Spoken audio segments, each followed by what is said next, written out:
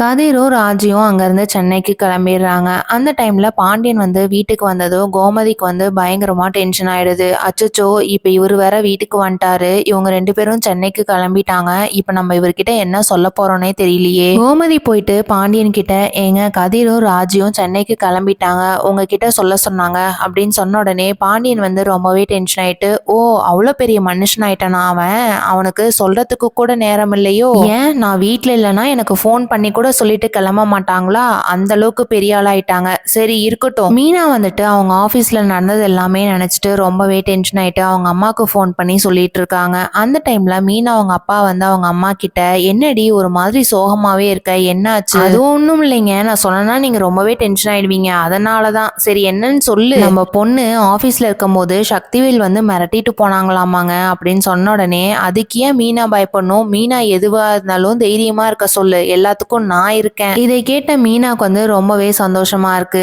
அப்பா வந்து எப்பயுமே நம்ம பக்கம் சப்போர்ட்டா இருக்க மாட்டாரு, ஆனா நம்மளுக்கு அப்பா இப்ப சப்போர்ட்டா இருக்கிறாரே அப்படின்னு சொல்லிட்டு ரொம்ப சந்தோஷப்படுறாங்க. சக்திவேல் வந்து வீட்டுக்கு வந்ததும் முத்துவேல் கிட்ட நடந்தது எல்லாமே சொல்றாங்க. உடனே முத்துவேல் இருந்துகிட்டு, எல்லாமே இந்த பாண்டியனோட வேலையா தான் இருக்கும், அதனாலதான் மீனா வந்து வாபஸ் வாங்க மாட்டேங்கிறா அப்படின்னு நினைக்கிறாங்க. பாண்டியனை என்ன பண்ண போறாங்கிறத வெயிட் பண்ணி பார்க்கலாம். தேங்க்யூ.